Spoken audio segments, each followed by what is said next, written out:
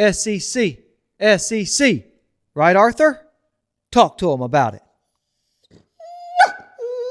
What? Never. Blasphemy. That can't be true. Can it?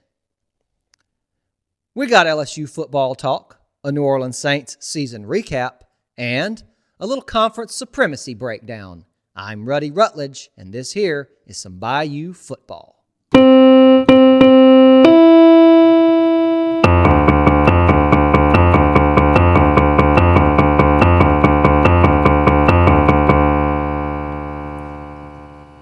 Welcome all to episode 15 of the Bayou Football Video Podcast. I am Ruddy Rutledge, and he is the main character, Arthur the Bayou Party Dog.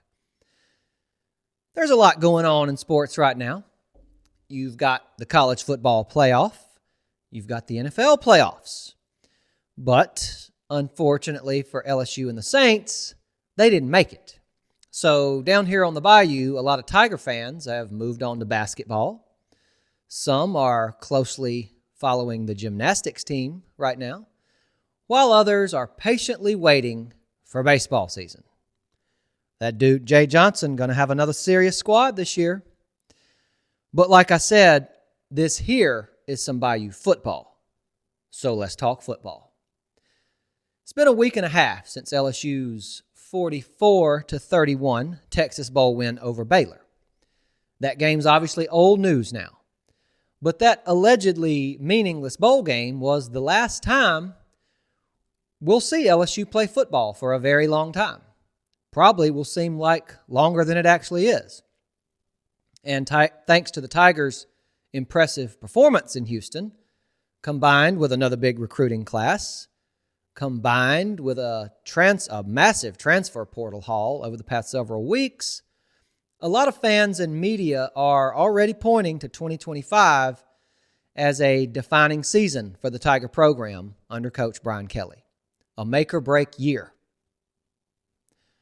The guy just had to watch his old team, Notre Dame, not only advance to the national championship game, but along the way, they physically manhandled the best team in Kelly's current conference, the SEC. So with that thrown in his face, it's increasingly obvious, seemingly by the minute, that Kelly and his Tigers need to make some noise in 25. So, watching the Baylor game tape for the second time, Arthur and I focused on aspects of the LSU team that will carry over to the 2025 season. Not players who skipped the bowl or transferred out or graduating seniors who were putting on the purple and gold for the final time. And after the rewatch, I made some predictions. Very, very early predictions for LSU in 2025 based on the conclusion to the 2024 season in the Texas Bowl. Prediction number 1. Quarterback Garrett Nussmeier will not have a good season. Nope. It's not going to be good. Not going to be good, Arthur. He will have a phenomenal season, an outstanding season, and I'm predicting he will be in New York for the Heisman Trophy presentation as a finalist. I'm not predicting a win, but I'm predicting a huge season for LSU's senior quarterback and field general in 2025. As far as Nussmeier's talent and his aptitude for the quarterback position, that should be plain for everybody to see at this point. But if you can't see it, or you don't want to see it so you can eventually be proven right on a message board or social media, that's okay too. You folks just be sure to strap your helmets on tight and relinquish all sharp objects before you go out in public. I mean, this guy just turned in a season where he had the third most passing yards in a single season in LSU history, behind only Joe Burrow and Jaden Daniels. That was before the bowl game. During the bowl game, Nuss garnered the number 2 spot in the SEC in passing yards for this season. The guy can sling it, no question. But he has had issues, admittedly, with his decision-making. He thinks he can make every throw, And a lot of the times he's right, but he has to be more protective of the football. And this was evident during LSU's 3-game losing skid toward the back end of the season when he was just terrible with decision making, too much risk taking. You guys saw the games. But I think he made some real headway in this department in the final 2 games of the season against not only Baylor but against Oklahoma before that, when he came back from injury, made a heroic return, led the Tigers to a 3-score win. Yes, there was the one interception against Baylor where he didn't see the defender slip back into coverage, but for all the good we saw from Nuss in that game, it's hard to nitpick that one mistake.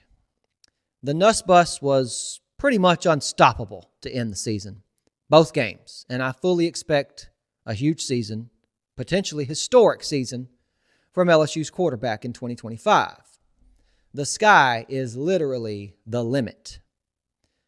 Prediction number 2, based on a takeaway from the bowl game. This was something that was clear for everyone with eyes to see, no matter who you were rooting for. So it's not exactly what you'd call a bold prediction. I'm not going on a limb. I'm not going out on a limb here with this. But I have to touch on this because it was one of the biggest storylines of the game. A true breakout performance. And the prediction is that Tre'Dez Green is going to be a star by the end of the 2025 season. He will be a force to be reckoned with for any defender that lines up across from him. I don't care who they are, what position they play, what planet they're from, or what dimension they're from, frankly. Tre'Dez is a bit of a tweener, wide receiver, tight end hybrid. He played some wide receiver during the season, but the Tigers were in a bit of a bind against Baylor after some bowl game opt-outs and transfers, and they needed Green and his gigantic frame to step up at tight end against Baylor. And boy, did he, in a gigantic way. 6 catches, 2 of them for touchdowns. Guy's going to be a red zone nightmare next season. He jumps off the screen with his size, 6'7", 245 pounds. And even with an influx of impressive transfer talent coming into the LSU wide receiver and tight end rooms next fall, he's still going to have a huge role in the LSU offense.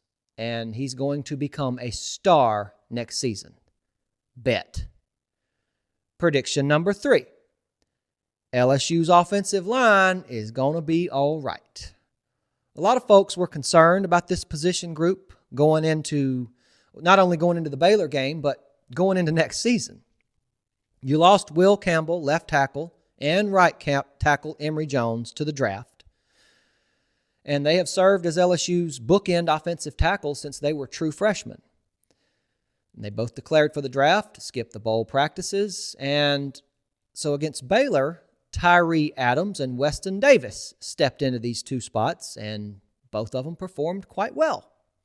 LSU actually only had 2 regular season starters in the lineup against Baylor, and the line might have looked better than it did at any point during the season. But what a lot of people are forgetting with all the departures on this offensive line is that LSU has recruited this position better than any other since Kelly's been here. The Tigers have amassed a collection of highly rated talent along the offensive line, and these young guys are foaming at the mouth to get out there and show what they can do. And when you throw in the incoming transfers, should be some really stiff competition at this position group, not only in spring practice, but all the way through fall camp.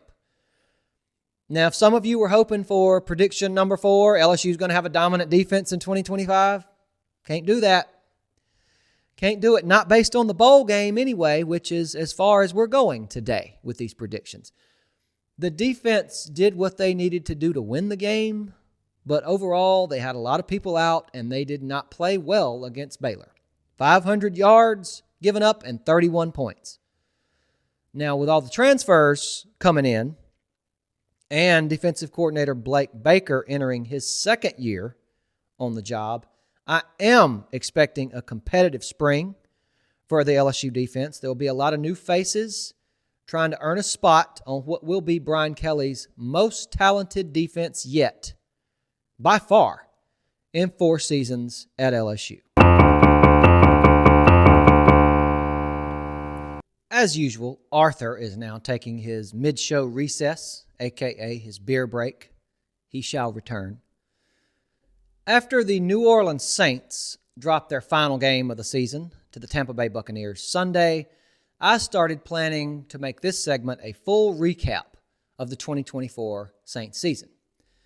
But when I started to review the season as a whole in preparation for the segment, I realized that nobody wants to watch an extensive recap of this season.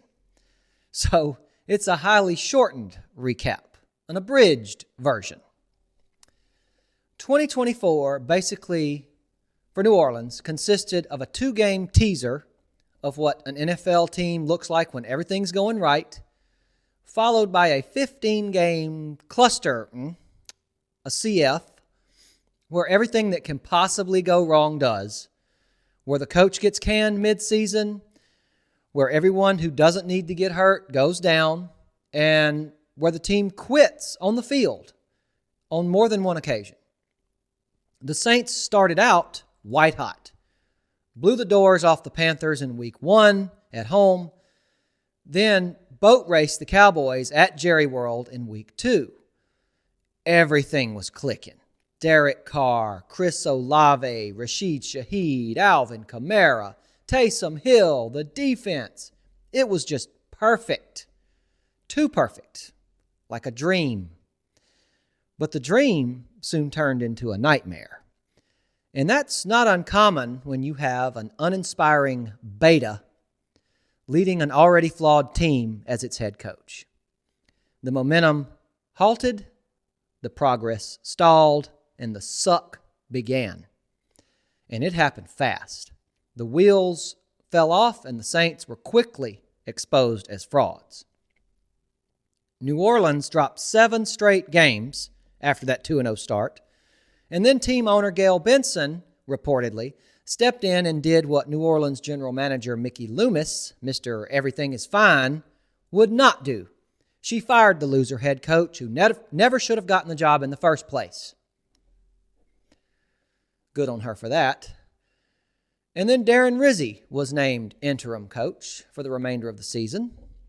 Rizzi's rah-rah coaching style was really a breath of fresh air at the time for the team, not only for the players, but for the fans.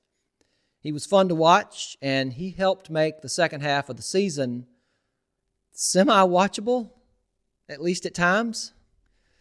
New Orleans won its first 2 under Rizzi, but as often happens with an interim, the momentum soon fizzled, and the Saints turned right back into toads.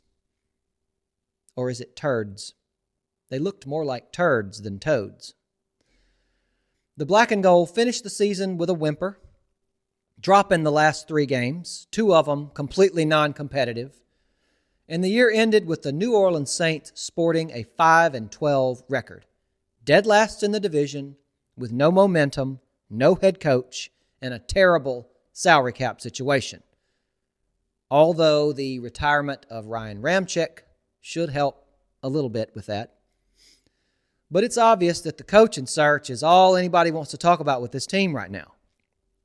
With the Saints on the hunt for their next head coach, that means I have voices in my head.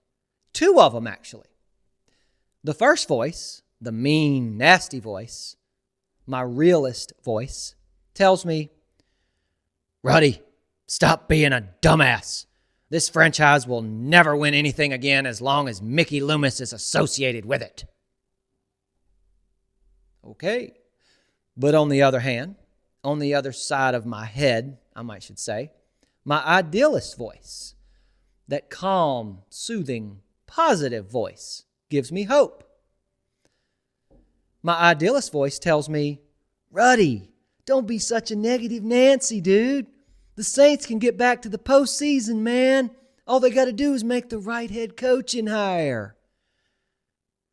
So then I asked the voices, Who dat? Who dat? Who dat talking about coaching them Saints? I'm seeing a lot of names being reported as candidates by the local media, the national media that's based locally. The real national media does not cover the Saints, and some YouTubers that claim to know a thing or two. So how about a short rundown of this wide net the Saints may or may not be casting? Detroit Lions offensive coordinator Ben Johnson looks to be the NFL's most sought-after head coaching commodity this offseason. But I really don't feel like the Saints have a realistic chance to land him. I just think he's going to a larger market like New York or Chicago. But Johnson's coaching teammate, his coaching teammate in Detroit, Lions defensive coordinator Aaron Glenn, is a very realistic candidate. He's probably the front runner. Glenn played for the Saints. He coached the Saints defensive backs. He understands the fan base, the expectations, and the culture. And he's had success running a good defense. And he's now been endorsed for the job by Saints great Drew Brees. Another realistic candidate is Buffalo Bills offensive coordinator Joe Brady, who LSU fans are quite familiar with from his run in Baton Rouge in 2019 when he helped run the most unstoppable offense the college football world has ever seen and will ever see, probably. I'm not as high on Brady as others are. The guy had Joe Burrow, Jamar Chase, and Justin Jefferson on the same offense in college. And now he has Josh Allen in the league. I think the Saints hiring, and there's nobody like that here right now, by the way. I think the Saints hiring Brady as head coach would basically be a coin flip as to how well or how badly things could go. And granted, that's true for most of the candidates. But things did not go well for Brady as offensive coordinator in Carolina when he did not have a Burrow or an Allen running his offense. There's been a lot of other names pop up from various sources as candidates, including Eagles offensive coordinator Kellen Moore and Giants offensive coordinator Mike Kafka. No thanks. No thanks. And ESPN reporter Kat Terrell has reported New Orleans wants an interview with Commanders offensive coordinator Cliff Kingsbury. Again, ew. I know Washington has a good offense, but for Kingsbury, it would be like complete failure at Arizona as head coach, lands a job coaching Jaden Daniels for one season, profit again, land another head coaching job. No thanks. And I'm sure Darren Rizzi will get another courtesy interview from other teams as well as from the Saints. The Jets reportedly have interest. But one of the more intriguing names is that of Mike Vrabel, who enjoyed some success as head coach of the Tennessee Titans before being let go in 2023. He had a winning record, 54-45 in 6 seasons in Nashville. I didn't think Vrabel should have been fired when he was, and I think he will have a career resurgence somewhere, maybe New Orleans. Then, of course, there's the wild card, the long shot candidate that gets people talking whether they love him or hate him. And for this particular Saints coaching search, that wild card's name is John Gruden, Chucky himself. Okay, like I said, a lot of opinions on this guy, good and bad. Spider too wide banana. But what none of the naysayers can deny is that this man has coached a team to a Super Bowl victory as head coach. Yes, I know good and damn well that he inherited a stacked roster built by Tony Dungy in Tampa. But you still have to coach the team and win the games. Gruden coached a team of NFL players to a Super Bowl, and they won. That counts for something. It counts for a lot. Now, there are 5 other NFL jobs open, some of them head coaching jobs that many would consider more desirable than the Saints job, with the franchise in its current state. But it's still an NFL head coaching job, and there are only 32 of those in the world. And there is an opportunity to win in New Orleans. It's been proven you can win in New Orleans and that you can sustain success in New Orleans. Now, I have to say, I have very little faith in Mickey Loomis at this point. He's probably in a room right now looking at a mirror, convincing himself that Dennis Allen would be 12-5 right now if it weren't for a couple of injuries. But nothing is set in stone. Loomis and the Saints need to interview as many candidates as possible. Leave no stone unturned. And who knows, maybe New Orleans will hit on a hire that fits like a glove. It's happened before with Sean Payton. Got to believe that it might, maybe, could happen again.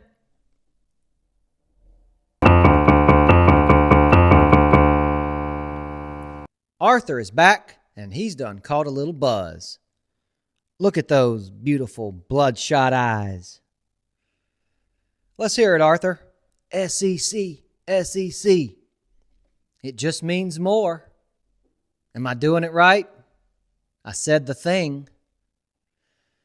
For this final segment, I would like to dive into what appears to be the end of the Southeastern Conference's reign as the dominant league in college football. And you can largely thank NIL and the transfer portal for jump-starting this shift at the top of the power structure of the sport. And for all the SEC loyalists that want to hold on to the past and bury their head in the sand about this, just stop. Please stop. There is no way an honest SEC fan or fan of an SEC team can watch how this season's playoffs, and this bowl season have gone down and not admit this. It's okay to admit it. The Big Ten appears to have passed the SEC as college football's supreme conference. They were this year anyway, without question. It didn't just happen suddenly either. It's been brewing for a few years now. Actually, the SEC's gradual fall from the pedestal directly coincides with the implementation of NIL. That's weird, huh? And on a side note, NIL should be called what it really is. It's pay for play. Name, image, likeness, endorsements make for just a fraction of the money being paid out. It's pay for play. Play for the highest bidder. I'm not saying this change at the top of the conference hierarchy is permanent. And I'm very interested in seeing how the Big Ten does in the NFL draft this spring after nearly a quarter century of SEC dominance. But as far as right now, let's look at the most recent data and see what it tells us. Well, the Big Ten went 5-1 against the SEC in bowl games. SEC had a chance to save some face Friday night as Texas took on the Ohio State juggernaut, but the Longhorns couldn't get it done. Texas is going to be all right in the NIL era, though. It's practically built for them. And y'all, we can't forget Missouri taking down Iowa in a nail-biter. Let's all beat our chests and get an SEC chant going for that one. And let's just ignore the other games. Let's ignore the Citrus Bowl, where a thought-to-be average Illinois team had its way with South Carolina in the trenches, a Gamecock team that was claiming they were screwed out of the playoffs.